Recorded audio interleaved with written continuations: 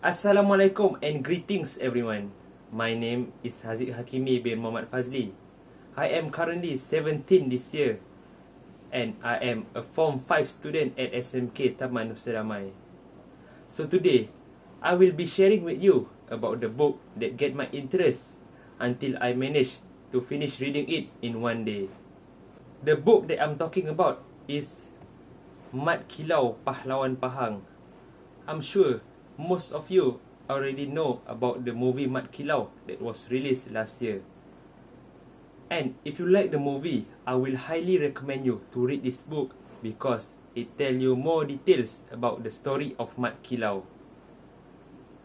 I will be explaining to you some of the content in this book. This book is well written by the famous author in Malaysia named Abdul Latif Talib, and it was released in 2009. Abdul Latif Talib also write other books about history and Islamic history series that are hot sell in market. Once upon a time, there was a warrior that defend the Pahang state from the colonization of the British Army that want to monopoly the wealth of the Pahang state. This legendary warrior called Mat Kilau. Mat Kilau real name is Muhammad bin Imam Rosu bin Sharum. He was also known as Mat Kilau and was born in 1847. Surprisingly, Mat Kilau was 122 years old when he passed away. Mat Kilau have the leadership qualities which make people pay a big respect to him. Furthermore, he was also a foresight man and people trust him. In his childhood, Mat Kilau was approached with Islamic knowledge such as reciting Quran, berzanji and berdikir maulid. When he gets older, Mat Kilau likes to hunt. This made him gain a lot of knowledge about forest and improve his surviving skills. Upon reaching the age of 20, Mat Kilau married a girl named Yang Cik binti Imam Daud. He was blessed with 3 children. After he was married, Mat Kilau started to learn about the Malay martial arts, which is silat.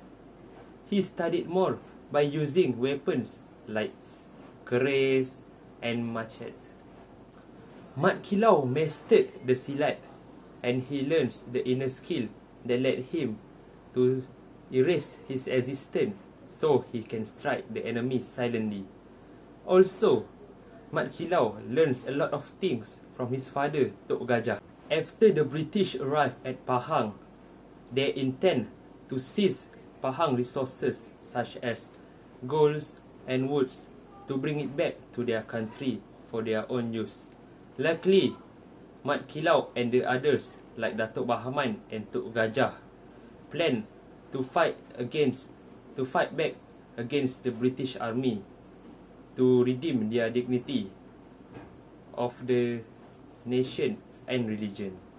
Mat Kilau's strong fighting spirit allowed him to corner the British Army even though their army and weapons are much more advanced than Mat Kilau and his friends.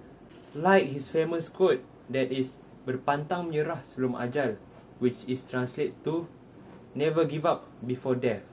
The effect of Mat Kilau fights against British spread the spirit of nationalism among the people, which led to the rebellion of people in Pahang. However, Mat Kilau rebellion made British very angry, so they branded him as a traitor to the country. Mat Kilau and his friends was hunted down by the British Army. This situation forced them to fall back and hide to avoid getting caught. In October 1895, spread a news about Mat Kilau's death all over the Pahang. It was told that Mat Kilau was caught and tried to fight back but received severe injuries in the head and face that lead to death. Nonetheless, the news was not right and Mat Kilau is still alive, but only a few of his friends knew.